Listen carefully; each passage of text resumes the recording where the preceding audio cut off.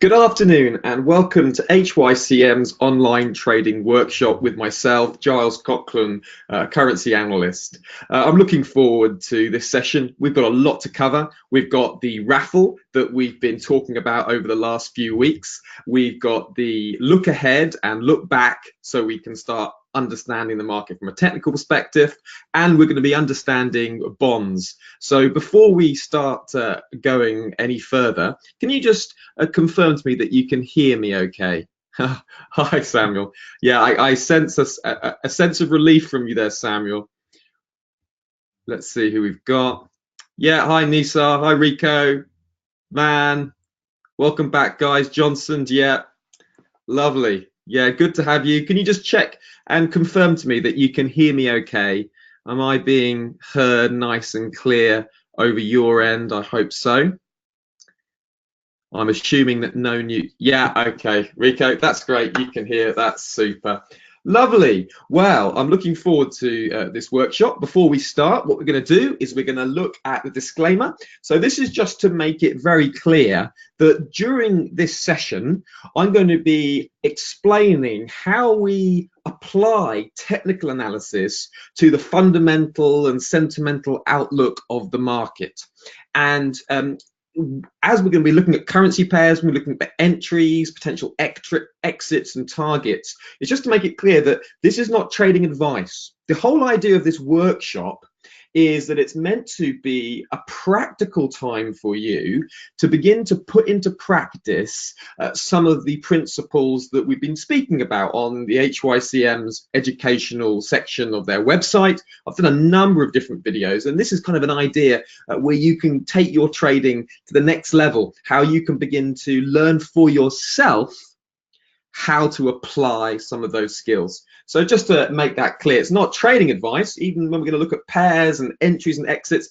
No, this is not a signal service or trading advice. Instead, it's an educational service to allow you guys to go and trade for yourself, making your own decisions. Okay, so that's what's ahead.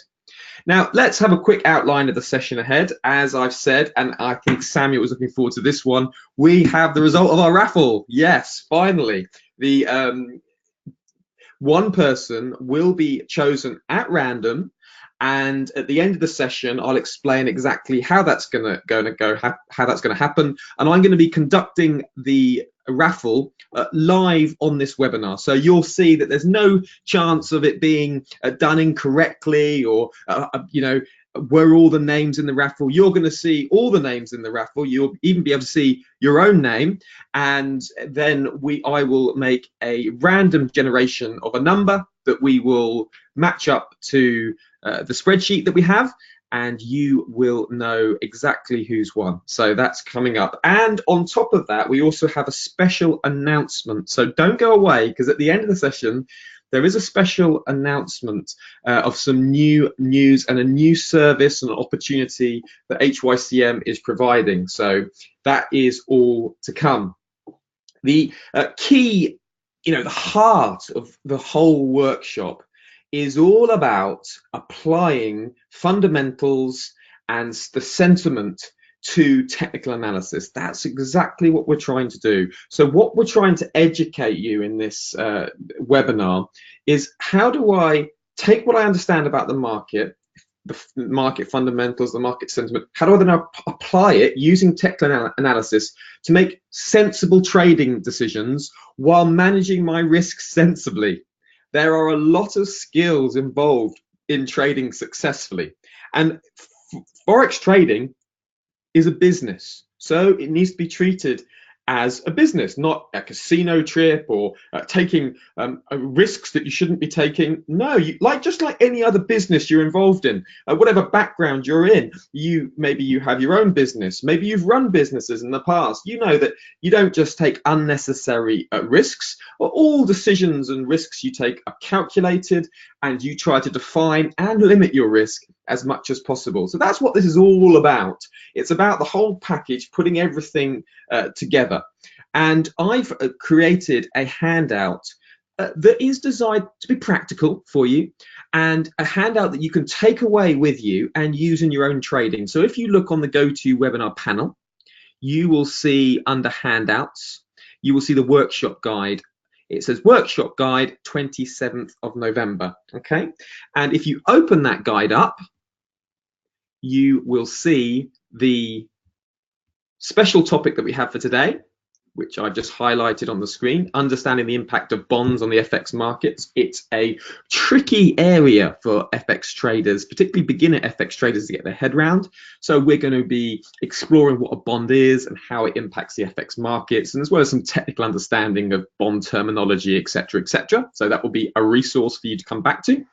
And we are looking back, forward at the charts, looking at our risk, looking at the outcome of our trade. Okay, they are the 1, 2, 3, 4, 5 different headings to really break down what we're going to be doing during this session. Take those with you. It will remind you of the principles that we've done and will be helpful in your trading.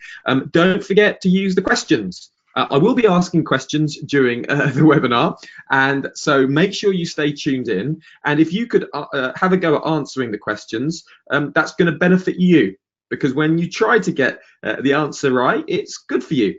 And don't think that I'm going to be looking down at you for giving the wrong answer.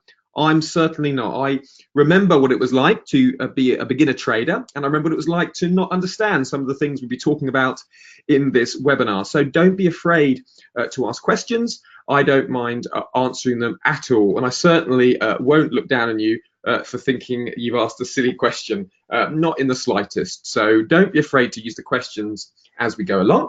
That would be my pleasure to answer those. So for now, couple of things. Make sure you have the workshop guide open, and make sure you have your demo account open, because when we get to looking at the charts, I will be asking you some questions as to technical places to enter, and I will be asking some feedback from you. So make sure you have your demo charts open now. That would be helpful. I'm just going to put this workshop guide off for now. And we go to the next thing, the handout for session. Yes, you should have that. Make sure it's earmarked and open. Then don't forget another service we provide that you should take us up on, which is email suggestions for topics you want to this email address, workshop@hycm.com. Is there something you really want covered? Maybe a topic area, maybe something you don't understand, an area of technical analysis. Maybe it's something that's happening in the markets right now, and you would like some specific help on how to understand that situation as it's playing out. Just email over to workshops@hycm.com, and we'll be very happy to have a look at the suggestions. And if we think that's a good topic that will be helpful for lots of people, yeah, we'll be really happy to do it. So don't forget to do that. That would be really, really helpful. And as I've mentioned already, we will be looking at the bond markets today during this session to help you understand what impact the bond markets have on the FX. I suspect this will be a very helpful thing for you guys. Could you let me know, is this an area that you're familiar with in your FX trading, how bond markets affect the FX markets? Is this something that you're familiar with? If you could just let me know in your questions, that'll help me when I come down to doing the topic. I suspect very few people are familiar with it, but you need to know the impact of the bond markets on the foreign exchange markets, because that will help you make more sensible trading decisions.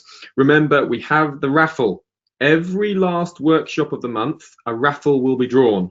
Okay, so 27th of November, this is the last workshop of the month, and I will be drawing a winner from the workshop, and the winner will be getting a one-to-one session with myself. Now remember, the rules for this is you have to have attended a live workshop session.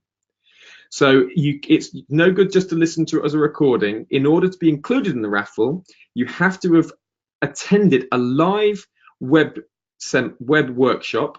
And I also have some surprise news at the end of the session as well about potential one-to-one sessions. So don't be disappointed if you don't necessarily win the raffle. There are other opportunities ahead, but I will reveal all at the end of the session.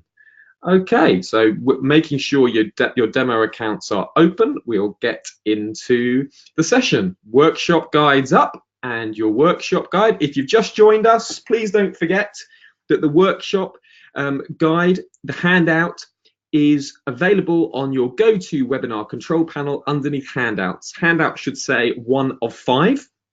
And underneath that, you should have the workshop guide, 27th of November. The PDF should be there. Now, with that workshop guide, open it up. And when you open it up, you will see this up here. You'll see these 1, 2, 3, 4, 5 different topics. And we will be beginning by starting at the very top, which is looking back. Looking back. Now, this is very important, and I can't stress it enough. You should never, ever, under any circumstances, come into the foreign exchange markets, open up your charts and place a trade just because you see the trade at a key technical level. That is not the successful way to trade. It's a way that's going to end in a disaster and frustration for you. So the first thing you do, before you even open your charts, it's the first thing I do. As soon as I get to the markets, I don't open my charts at all. Instead, I look back and I try to identify what the recent sentiment is by reading up on the last 2 sessions of market activity. Okay, so this is what we need to do. Okay, and now what I'm going to do here with you guys is I'm going to show you the process by which I identify that sentiment. Now, in order to find the information, you need to look at currency reports of the last couple of trading sessions. Okay, there's many available. Okay, so you can check on HYCM's website, look at their trading reports, see what they've mentioned for the day, follow up any email correspondence that you have from HYCM, any market session activity. And as soon as you've done that, what you want to do is start collecting the information into important information. Okay, so as I was looking back this morning, the first thing that I noticed in the ASIN session was a significant report about US President Trump. Now, what US President Trump says Brexit deal may damage UK-US trade. Okay, he also said the signed off Brexit deal would benefit the European Union. Okay, now, as we know, Britain is in a situation of negotiating a deal of withdrawal from the European Union.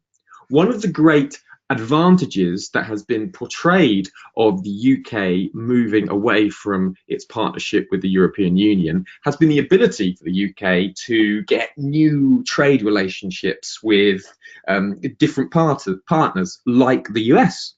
So all of a sudden, with this report out, with Trump saying the Brexit deal may damage UK-US trade, that is going to be something that's going to weigh on the pound. The US is a very significant economy. It's the world's largest economy. And as soon as the leader of the world's largest economy is pouring, some dampening on the enthusiasm of UK-US trade, that is going to have a negative impact on the pound. And also, more widely, there's a market theme which is of slowing global growth. And President Trump has been at the heart of this slowing global growth narrative, partly because he's been talking about a US-China trade war. He has stipulated that he's prepared and preparing to put $500 billion worth of tariffs upon China's exports to the US. So that is the sum total of Chinese exports. President Trump has declared, as it were, a trade war. Okay, so there's been a number of projections which have been saying that global growth is set to slow down. Okay, so when global growth is slowing down, when the market is feeling, nervous, there is going to be certain predictable reactions. So for now, what we can see is US President Trump saying Brexit deal may damage UK-US trade. So sentiment is the short-term mood. So straight away, in the Asian session, we had a short-term mood of being bearish the pound. So in other words, people have been selling the pound on this news. We then had Yeah, this was the key takeaway from the sentiment, but is damaging to the UK's ability to trade with the US. That is really the takeaway point that I wanted to make clear. There were some other, statements. He said it sounds like a great deal for the EU. Right now, as the deal stands, they may not be able to trade with the US, and I don't think they want that at all. That would be a very big negative for the deal. Okay, so these are the kind of things that President Trump has been reported from the Financial Times, a respectable and authoritative news outlet in terms of Financial Times. So that has impact. And so we can start to see now what you should be saying in your head now is, okay, this is some negative news for the pound. Okay, this you should be bearish for the pound. Right, so you had that from the Asian session last night. We also saw in the Asian session President Trump saying it's highly unlikely he will delay trade tariffs on China. Now, at the end of this week, if you remember, we looked at our Forex weekly look ahead at financial events that are going to impact the market, and one of them is the G20 meeting. And it has been kind of conjectured, and how would Trump have a really good meeting with the Chinese Premier Xi? Will that really work well? And would Trump be able to get a deal? And will everything sort out? And this report from overnight is President Trump saying it's highly unlikely he will delay trade tariffs on China, because what it was hoped is that that Trump would hold off increasing tariffs to 25% as of January. So that's the plan at the moment.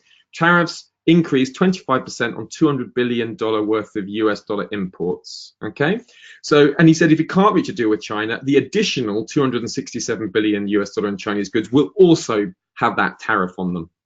So this is Trump saying, no, I'm heading for this big deal. We are going to not do a deal. We're heading for this big tariffs that I'm putting on China. And he also said a tariff around 10% on goods like iPhones and laptops could temper consumer backlash. In other words, what he's saying is, I'm prepared to upset consumers. And so what I might do is I might only make the tariff 10% on iPhones. Now, if you want to hurt a consumer, you just mess around with their iPhones. They're going to get really annoyed. So Trump is saying, look, I'm prepared to try to mitigate some of the losses and the consumer backlash. So again, this is negative for the risk on sentiment. It's that playing into that global growth weakness, and of course this is going to be bearish for the Australian dollar, because remember the Chinese dollar and the Australian dollar remember that Chinese economy and the Australian economy rather are very closely connected to one another. So what's bad for China is also bad for Australia. Okay, so this news that's bad for China is going to weigh on the Australian dollar. So we can see, okay, we've got some news that's coming out that's going to be bearish Australian dollar. Now we come into the London session. Now we had this is a very good lesson to learn. Okay, it's a very good lesson to learn, and basically in about 7:30 GMT this morning in London, China said, okay, Trump and Xi have agreed to reach a mutually beneficial agreement. Okay, so that was the news that came out on the news feeds. Now that is saying that Trump and Xi have they've sorted a trade deal out. Fantastic news. Okay, so when you see a headline like that, okay, what would you expect? How would you expect the dollar-yen pair to react on this headline? Okay, this is a little test for you guys. So imagine US and China have said we've agreed a mutually beneficial trade deal. How would you expect the dollar and the Japanese yen pair to react on this headline? Okay, guys, you answer the questions. Tell me now, what would you expect? Don't worry about getting the answer wrong. What would you expect and why? Who's going to be the first one? Who's going to be the brave person? Yes, Rico, brilliant, exactly. It would be, yeah, Nisa, exactly. Well done, guys. Thank you. It would go up. So when we go over, it's not strong yen. It would be a strong dollar, and it'd be a weakening in the yen. And the reason why it would be a weakening in the yen is because this would be very good for risk. Okay, in other words, this would be a risk on situation, and the US dollar would instantly go up against the Japanese yen. Okay, it would be very bullish US dollar Japanese yen. Okay, that's good. So no. Yeah, you okay, Nadik, got you. Yeah, you meant US dollar. Well done. That's great. And don't worry, never worry about giving a wrong answer at all. It doesn't matter at all. I like what I want for you guys is I want you guys to understand and get it right. Okay, that's my goal, and that's what pleases me. So here we go.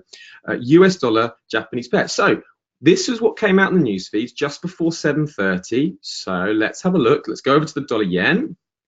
And we go over to the dollar yen pair. I'm just going to move my GoToWebinar out the way so I can see my full screen. And then looking here, what we saw is, and here we see going down to the, we have to go to the 5-minute chart. We'll go to the 1-minute chart because it makes it really obvious.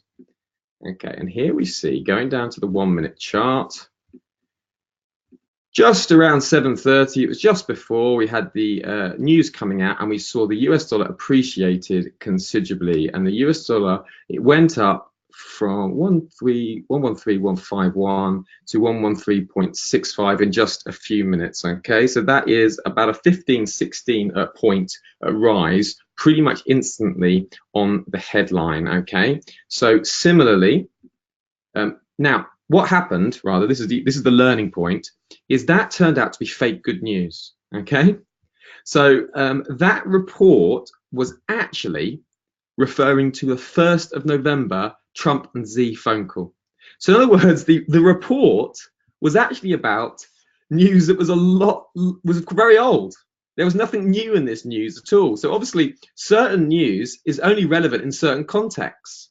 So what it quickly became clear is, oh, that's not good news at all. It is, to coin a phrase, it's fake good news. And that's one thing you have to remember, especially when you're trading headlines, is sometimes the headlines can come out and then they're clarified a few minutes later and they don't mean quite what you thought they meant. In this instance, the headlines was actually wrong.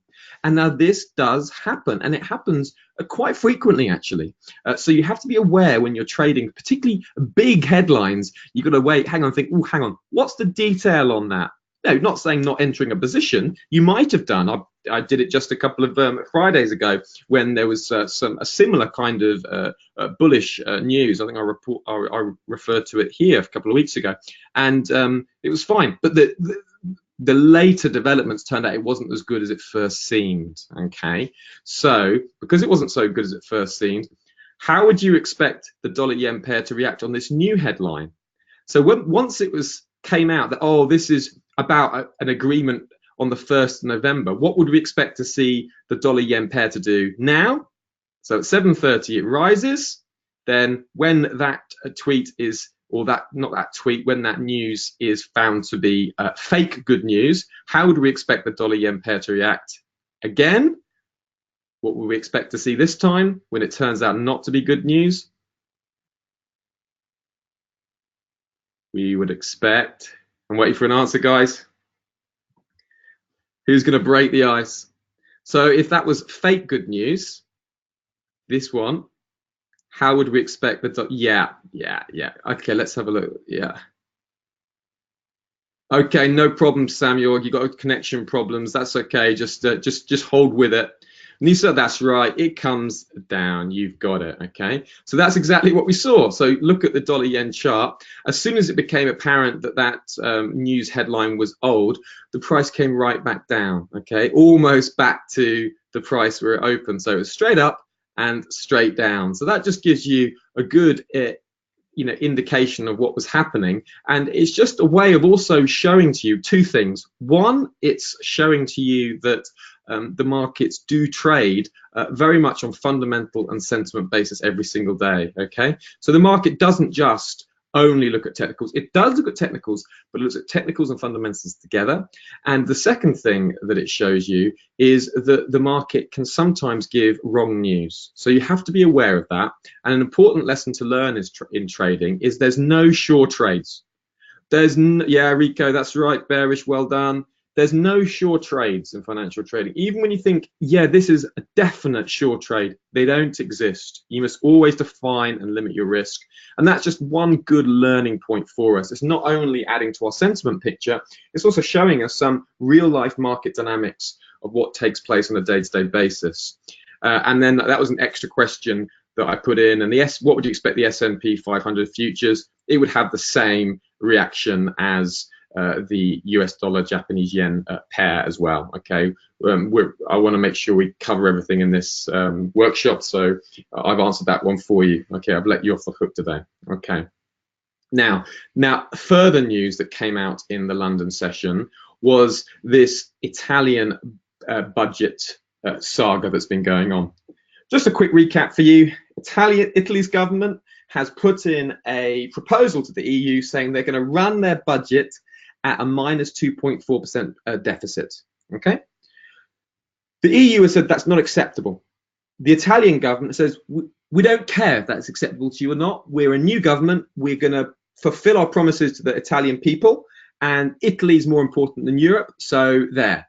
That's a very, very simplified version of what's going on, but that does encapsulate the big picture. So Italy has been antagonistic towards the EU. And so the news that's come out today is that Italy's government are going to start their budget debate on the 3rd of December. So that is quite a few days away. And this was the key takeaway: no new documents to go to the European Commission on the budget in the meantime. In other words, they're saying we're closing down communication with the EU because we're going to have a budget debate on the 3rd of December. So that is significant news for the euro. And there was news out yesterday, which I referred to, and I'll look ahead, that Italy's government were making some sounds and noises about submitting a budget deficit that was slightly reduced. So there was talk of it being not minus 2.4%, but could it be minus 2%? Well, what seems to be coming out of Italy is the fact that they're going to submit a target. This is, the key here is in this word, almost certainly, expected to be about 2.2%. So this is down from the initial proposal of 2.4% budget deficit. So there we go, minus 2.2%. And then later, what they're saying, though, and this is the key thing, is they still want to fulfill their promises. Okay, this is the bit here. So Italy's series says considering reducing budget deficit to 2.2 or 2.3%, and they say here, but says government won't postpone any key welfare pension reforms. Okay, so this is where you have to be a bit clever. Okay. And so Italy is saying we're going to reduce our budget deficit. So on the surface, it seems to be they're saying, okay, we are going to agree to some of the EU's concerns about our budget. In other words, we're going to be cooperative. And the more cooperative Italy are with the Europe, the less concerns people are going to have on the relationship between Italy and the Europe and the Eurozone as a whole. So to get the relationship clear in your head, if Italy suddenly starts playing ball and cooperating with the EU, that's going to be bullish the euro. If Italy are antagonistic towards the EU, that's going to be bearish the euro.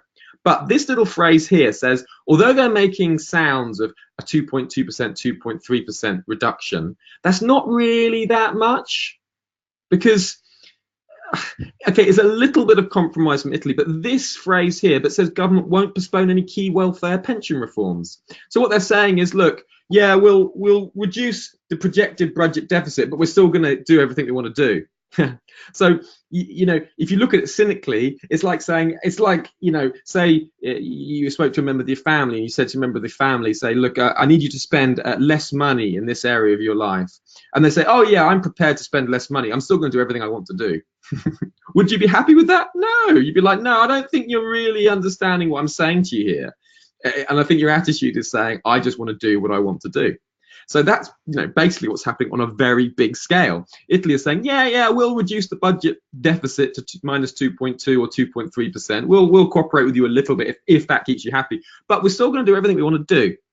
So you put that into the big pattern of things, you can see, okay, they're not going to be debating this in Italy's government until the 3rd of this. Was it the 3rd of December? Yeah, until the 3rd of December.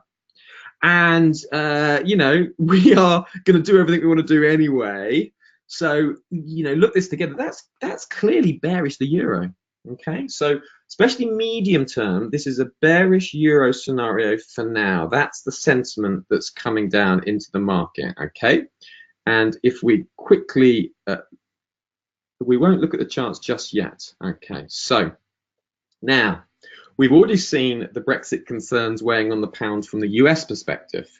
We also have seen some Brexit concerns that have been constantly weighing on the pound for the following reason. Okay, Theresa May has agreed a withdrawal proposal with the EU. Okay, the EU has accepted that withdrawal proposal from Theresa May. But this is the crucial step. Theresa May now has to have that vote confirmed by the UK Parliament. Now that vote is due to take place on the 11th of December. So put that in your diary, okay? Put that in the diary. Brexit. Oh,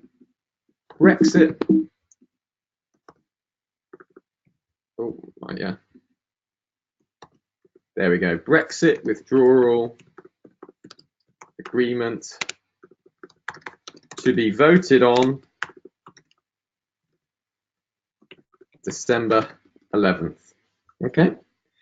Now, the analysts are saying that Theresa May does not yet have enough support in government to get her withdrawal agreement through Parliament. So in other words, it's going to be rejected. And because it's going to be rejected, there are then the scenario is there's 3 weeks for the British UK government to work out what to do. And there's a number of options they could do.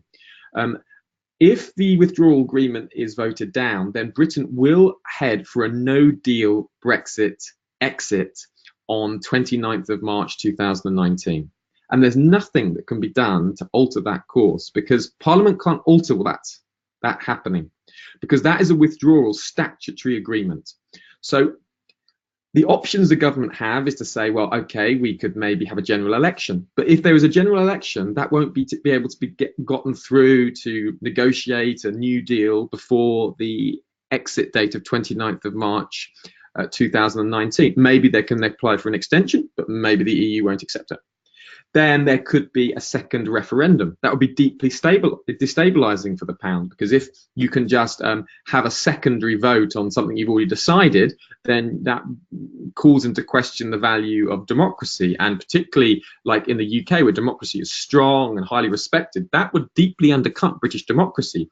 So politicians are going to be very reluctant to have a second referendum.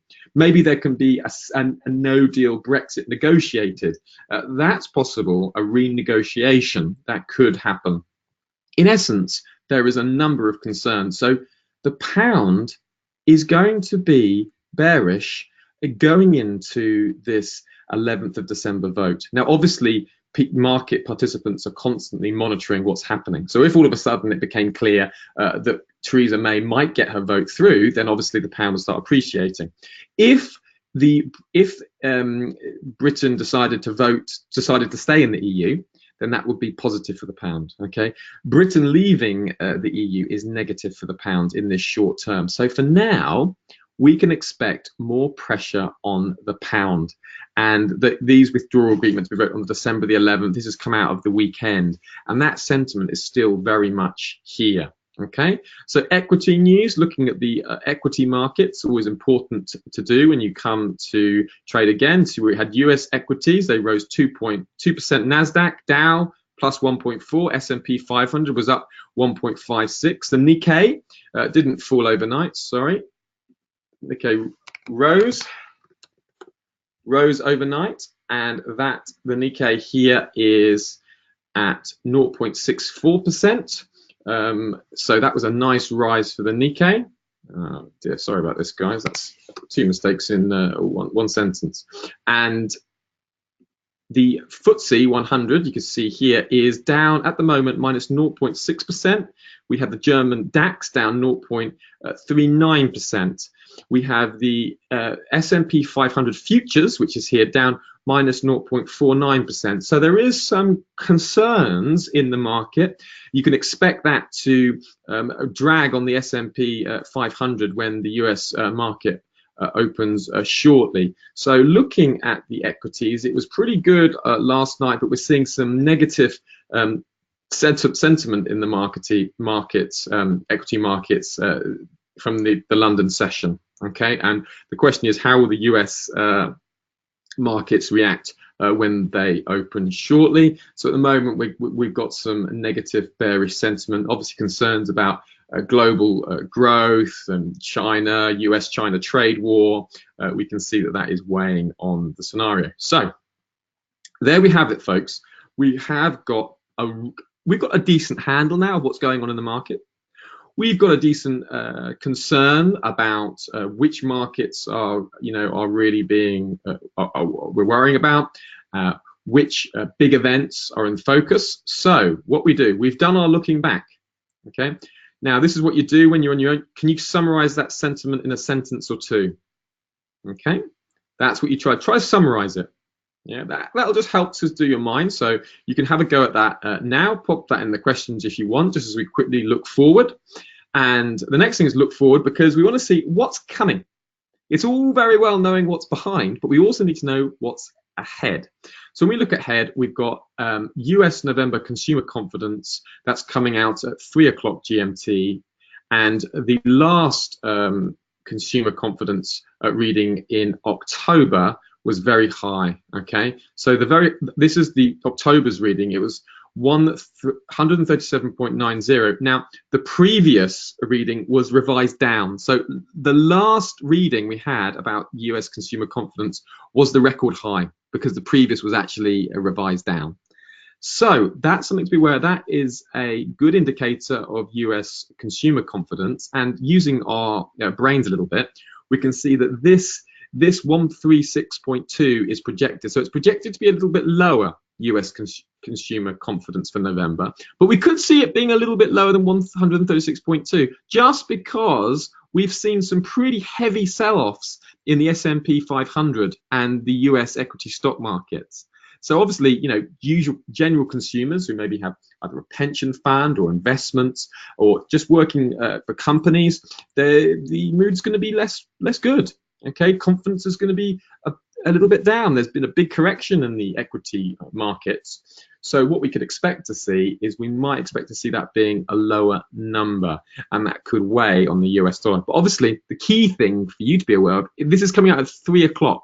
So in an hour and a half, we have this US November consumer confidence reading. It'll give a good indication of what's happening with the markets. We also have the New Zealand dollar financial stability report later on this evening at 10 o'clock GMT, and then we have Governor Orr speaking as well. We covered that in our FX week ahead. We haven't got time to go over that now, and for the immediate session, that is not a concern for us. But this one, the US November confidence coming out 3 o'clock GMT, is a concern for us.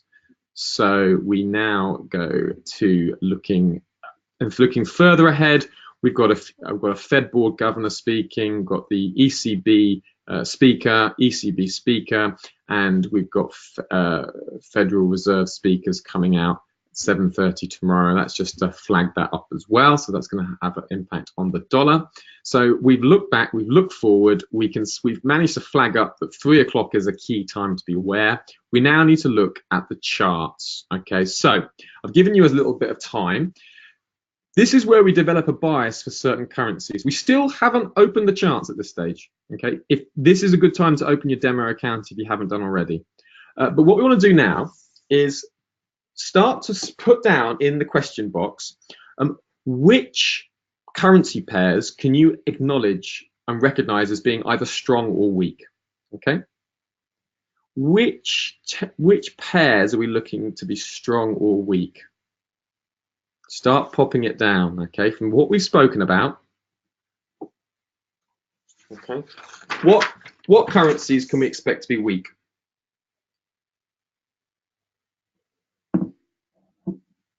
Nadir, excellent, top marks. We can expect to see a weak pound and a weak euro. Very, very good. That's top marks. Guys, I think that should be self-explanatory, given the fact that we've seen. So we're seeing a weak euro and a weak pound, okay?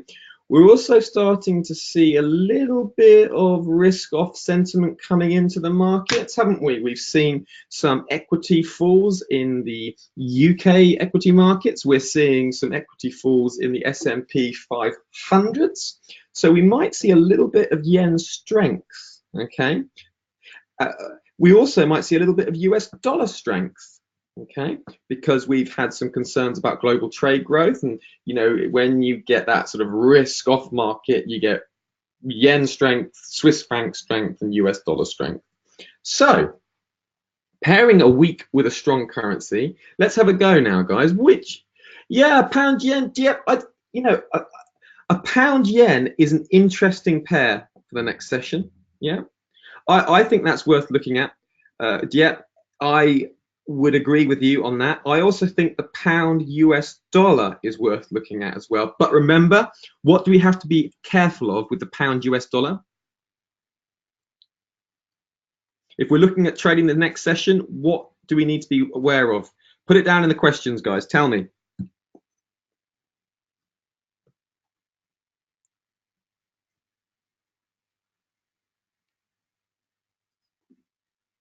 I'll give you a clue. It's on the screen. It's on the screen now. We were looking forward. We saw ahead of us what was coming out at 3 o'clock GMT. Come on, guys. You can tell me. What do we have to be concerned about if we're trading the pound US dollar?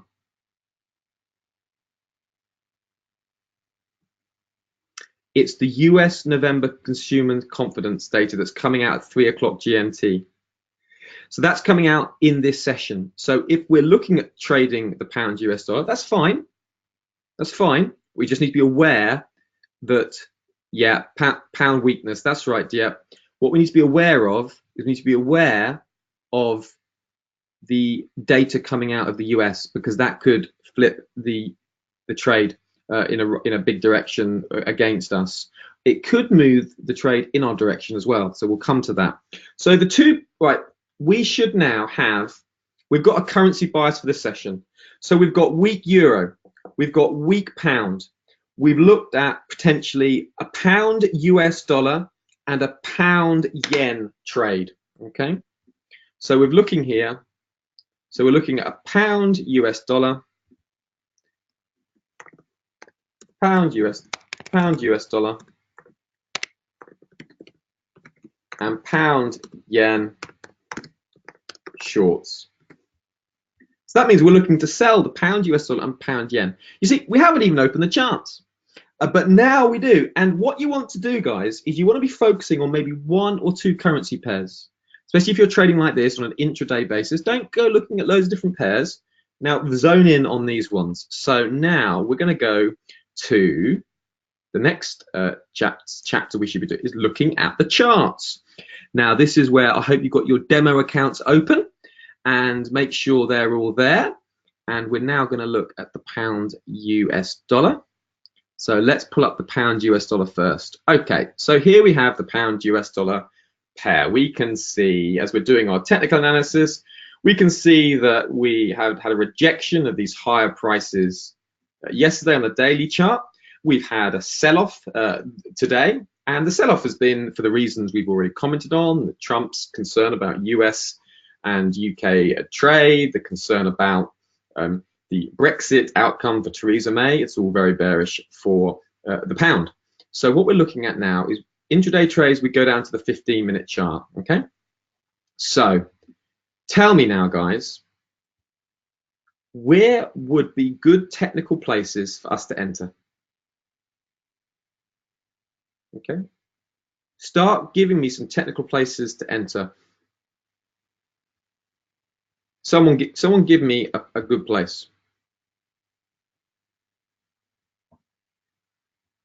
Okay.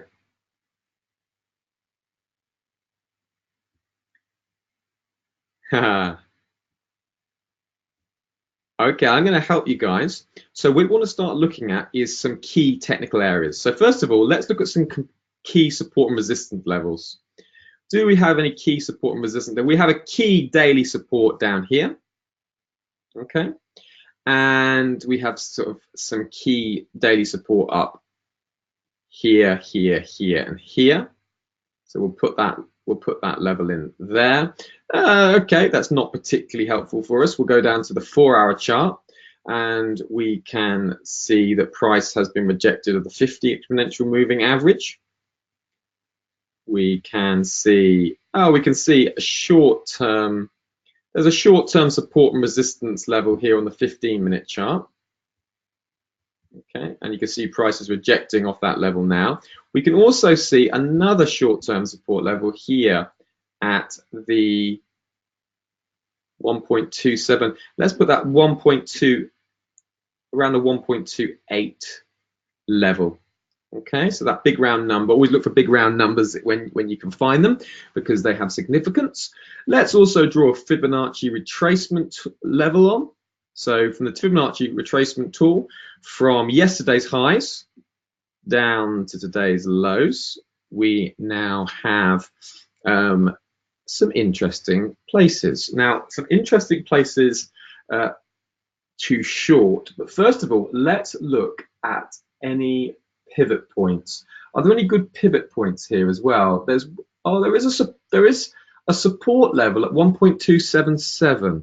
So we have a pivot support level at 1.277 around here. Okay, so as I'm looking at those places for us to enter, I can see there's a couple of places that stand out for me.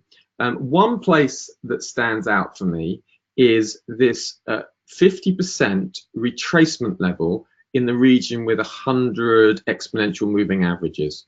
When you're looking at technical places to enter, look for places of multiple confluence. So places where there's lots of reasons for entering. So during the next session, we want to be looking carefully at this region, okay?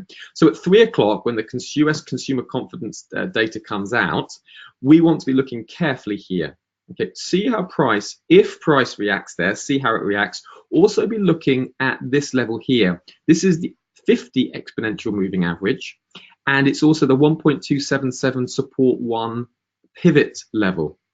So that is a very important level. So in terms of your stops, now your stops should be, so if you're watching the price and say price gets up to here and it rejects off this level, then what you want to do is you want to put your stop just above the 200 exponential moving average and the 61.8 Fibonacci retracement level. So stop around here, entrance around here, stop around there would make sense on an intraday basis. Remember, your intraday stops want to be about 25 to 50% of the average day range. And then you'll be trading back down into these lows, trying to make a trade worth at least 1 time what you're risking. So that's the pound US dollar pair. We're now going to do the same for the pound yen. Let me just let's have a look at the pound yen. Where have we got it? We'll just call up the pound yen. Good call, by the way, guys, on the pound yen trade. I do like it. And we're going to do exactly the same process. Okay. Now the benefit of this trade, of course, is that we don't have any data coming out for the yen. So that is a bonus. The US dollar trade, we have to wait until 3 o'clock before we can be really sure what's going on there.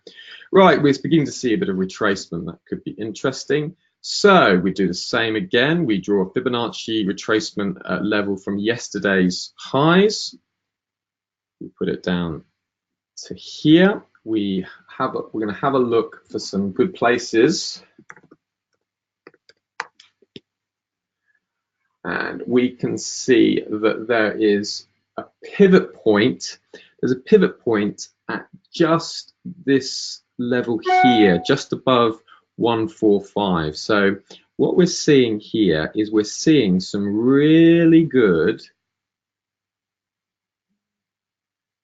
potential entries here at the 100 and 200 exponential moving average. Okay, So if we were looking to enter a short here, this is the 50% retracement level. It's also the convergence of the 100, 200 exponential moving average. So a short could be entered at the retest of this level here, just a few pips below to allow for the spread. And then you could just pop your stop above the 61.8 level and make a play back down into these lows. So that would be a very sensible place to enter the pound yen. If we wanted to put our orders in, we would simply, now, the pivot point's just above. So you want to just allow, a little, 61.8 would be great. So if we wanted to put an order in there, we would just go to pending order. We would sell limit, and it's 145.15 roughly, and then 145.50, and then we want to take profit sort of around 144.75. Let's just see how that looks when we pop it on. So there we go. That we can bring that stop in closer. We want to just move this down a little bit here, just a few pips shy of the 100 and 200 exponential moving average. Just allow enough room for a retest of that. Just pop that slightly higher, just to allow for the spread. And then we would want to be trading back down towards these lows. So that would be a sensible place to look to trade the pound yen. If you want to be more conservative, you can just wait on the 15-minute chart, see how price reacts at that level, and then you could take a trade based on the price action from that level. Okay, so that is, the webinar is recorded. The indicators I'm using, I'm using very simply, I'm using the 50 exponential moving average, the 100 and 200 exponential moving average. The 100 and 200 moving averages are widely respected, technical indicators. They're always reported on. Traders are always looking what's happening at those levels, so they're really good ones. You want to have them on your chart because they're just really respected. Obviously, the Fibonacci retracement level, support and resistance. So that's what I've got on my chart there. Okay, guys. So you can see we've broken down the markets, and we'll just see now what happens from there. And if you want to be conservative, remember, just have a look and see what takes place. But remember, this is not trading advice. This is all about education, and it's all about the process. I hope you can understand that and see that, and you be in a good place for doing that. Right, we are running short of time. Now, I'm going to try and cover the bonds. Now, understanding bonds is quite tricky, okay? Well, bonds can be very tricky to understand, and the reason they can be tricky to understand is that, sorry, I just moved that off the screen, is because they're kind of a little bit counterintuitive. Let me explain what I mean. First of all, before you get into bonds, you need to think of a bond as a loan, okay? All a bond is a loan, but it's a loan that's taken out by a government. Now, if you and I wanted to borrow money, we might go to a bank. But when a government or a very large company wants to borrow money, they can't go to a bank easily because of the huge amounts of money involved. So a bond is the mechanism by which a government or a large corporation borrows money for their needs. They issue a bond, and the bond is like a loan, and it's issued for a set period of time. And you can purchase a bond for different lengths of time, from short-term, medium-term, and long-term bonds. So short-term bonds are like for a year or two, medium-term bonds up to 10 years, and long-term bonds are sort of 10 years or longer. Some bonds, I know Argentina even issued a 100-year-old bond recently. Now, at the end of the set period of time, the bond is said to reach its maturity, okay? And at this point, the face value is paid for the bond is paid back by the issuer. So if the government issued a bond, say for a 1-year bond, and say the bond was like £1,000, then at the end of the 1 year, they pay back that £1,000. But they will also receive regular interest payments in return for lending the money. And these interest payments are paid twice a year, and they're fixed when you initially purchase the bond, okay? So let me give you an example. So say you purchased a UK bond for £1,000, and it said it had a coupon, this is the terminology they use for the interest, of 5%. So you would receive a total of £50 for each year you held the bond, and then you would receive the £1,000 back when the bond expires. Okay, so you've lent money to the UK government, and they've said, well, we're going to pay back 5% of the loan, of the loan value, as a kind of reward for giving us the money. Okay, that's the coupon. It's 5%. So that is the way that takes place. And once bonds have been bought, they can be traded after they've been bought. Okay, so just because you bought a bond, it then means you can go and trade it on the free market. It's also important to be aware that bonds have different qualities. So some bonds are really valuable and some bonds are less valued. So for example, a UK bond is regarded as an extremely valuable bond because the UK has never ever defaulted on its debt. So a UK bond has a very high rating. Obviously, a risky government or a risky company will have less good quality bonds, but what they'll do is they'll offer you a higher coupon yield as an incentive to lend them money. Okay, so the riskier a government or a company gets, the more money they're prepared to offer you in return for lending them money, because obviously there's a risk that the company might default or even the government might default. So that's the basic idea. Now you've got the basic idea of a bond. You need to see the correlation between bonds and interest rates, and it's basically this: when the bond prices fall, interest rates are likely to rise. Okay, and conversely, when bond prices rise, interest rates will fall. Okay, now this is where the tricky bit is, and this is where people get confused. This is recorded, this webinar, so you can come back. It will take you a while to get your head round. But basically, the final confusion is that when the price of bond falls, the yield increases. So that yield is the coupon. Okay, now when you hear about the price of yields, whenever yields are increasing, that means the bond price is falling. Whenever yields are falling, it means the bond price is increasing. Okay, so a rising bond yield is a falling bond price, and a falling bond yield is a rising bond price. It'll take you a while to get your head round. Make sure you come back and have a look at it. So what's the relationship between bond prices and interest rates? This is a tricky one, and because we're running out of time, I'm gonna whip through these. But here's the answer: when bond prices fall, interest rates are likely to rise. When bond prices rise, interest rates are likely to fall. Okay, that's why FX traders look at the bond markets, because if bond prices are falling, it means interest rates are going to rise, and if bond prices are rising, it means interest rates are going to fall. That is why the market was so concerned recently about the price of 10-year US bonds. So when it's 3.06, when it was getting 3.2 and above, you can see that that's the yield that's reported. This is the 10-year government bond, and that's the yield. Okay, so remember, when the yield is rising, that means the bond price is falling, and if the bond price is falling, it means interest rates are going to rise. So you'll have to come through this, you'll have to look at it again, but then you'll start to get your head around the relationship.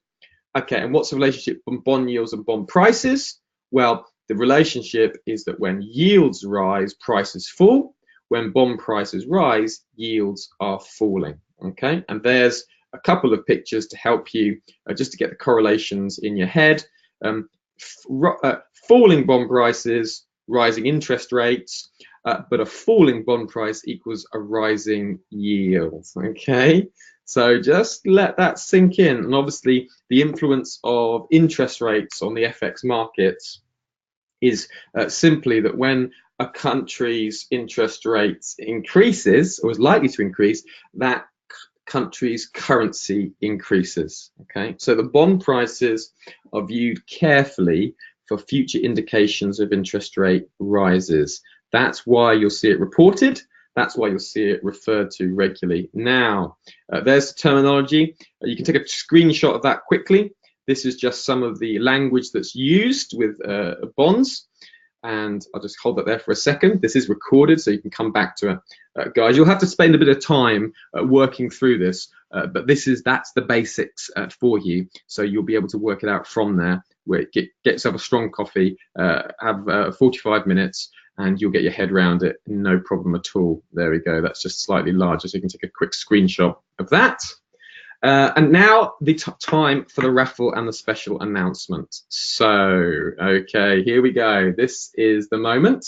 So first of all, we're going to have the people in the raffle, and the people in the raffle are here. Now, these are the 61 names, okay? And whoever wins this raffle will be contacted by our support team, and they will let you know what happens from here. But you will be getting 1 hour with myself, and we will have an hour to ask me your questions, and I'll be able to help you personally one-to-one, which I'm really looking forward to. So here's the 61 names. You may see your name there. Yeah. Let's have a look. These are all the names. 61 is, am I the one? Let's have a look. Yeah, let's find out who it is. Yeah, there you are. You're number 9. Okay, so there we go. And in order to do this, I am using a random number generator, which I have from the web. Okay. Now this is it's a website that allows you to randomly generate numbers. Okay, so I want to generate one random number from 1 all the way up to number 61. Okay, so this is inclusive, and I want the most random number that we can possibly get. Okay, so this is the moment. I'm now going to generate the random number, and then in a moment the website will tell me which random number has been generated. So the range is from 1 to 61. I'm getting one random number. I'm just going to press this button now, and now I have typed 4. Now I don't know why it takes them so long to generate a random number. I would have thought it'd been quite quick, but obviously this website takes some time. They've obviously got a special algorithm to make sure the number is completely random. And as I speak, it's halfway there to choosing the random number. And we're waiting for the number. I did this earlier, and basically when it gets to 100%, the random number pops up. So don't worry, it is coming, but we're just waiting. And then when we've got that number, we will go over to our spreadsheet and we will see who we have. 76%. Let's see.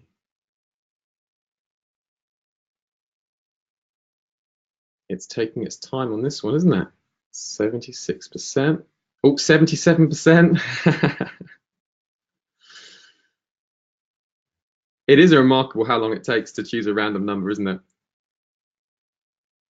It says move the cursor, press the buttons on the keyboard or mouse. I'm keeping moving my mouse. Maybe if I move my mouse, that will make it go quicker. I'm not sure. So let's have a look. I'll let it fill the whole screen and see if that. Oh, that seems to have moved things along. 43. So this is the result. Number 43. So we have 43. Let's go over to our list, and here at number 43 we have Trivedi and Nantre. They are today's winner. So just so you can see that, number 43, and number 43 on our list is Anantre Trivedi. Someone will be getting in contact with you shortly, and they will be letting you know about how we're going to arrange to have our one-to-one coaching session together. And if I'm not one, yeah, yes, right, some disappointment. Yeah, I understand, but there is good news, and this is where I said there's a surprise announcement. And the surprise announcement is as follows. Now, everyone would have wanted to run that 1 hour coaching session because it's very valuable to be able to speak to an individual and get some personal advice on how to take your trading to the next level. So what HYCM, what we're doing is we are giving 6 sessions available for 6 hours of time, and there's only 6 sessions available. Okay, but in order to get these 6 one-to-one sessions available, here's the criteria. Okay, so there's 3 sessions available for this following offer. When you deposit $1,500, you will receive 1 hour coaching session from myself, and I will be able to resolve some of your personal trading queries. Okay, so in order to be eligible for that offer, you need to make a deposit of $1,500 to the HYCM's, your HYCM's trading account. Okay, so there's 3 sessions available for 1 hour like that. Okay, there's then 2 sessions available for 2 hours. Okay, now the difference between the 1 hour coaching session and the 2 hour coaching, the difference between the essential and the pro is this. When you make $3,000 deposit, you get 1 hour coaching session with myself, and then you get a 1 hour trading follow-up review. So the benefit of this is I will be able to give you some things to go away and work on, and then with the follow-up, you will be able to let me know how you've been getting on. So we have a sense of reviewing of what you've done. Okay, and again, I will be able to resolve some of your personal trading queries as well. So that will give me good opportunity to go through some of your previous trades after having a coaching session. Okay, so that is the pro option there.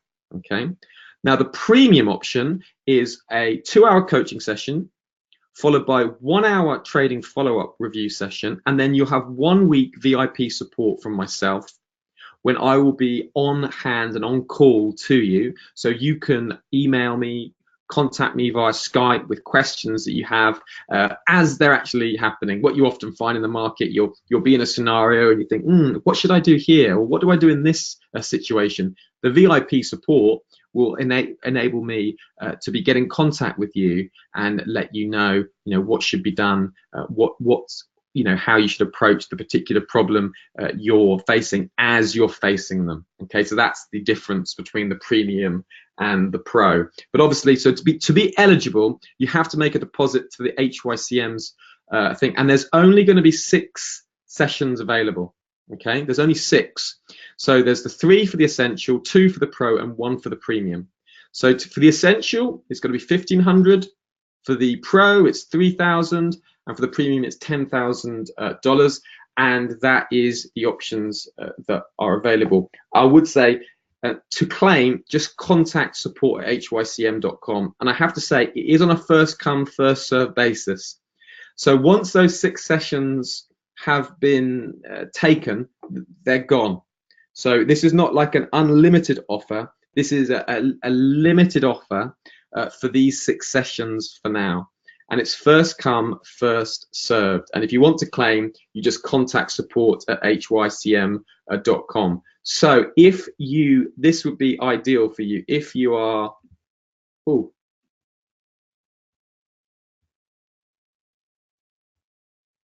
sorry. Oh, that's it. I'm sorry.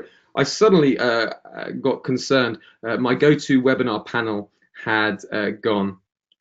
Is that?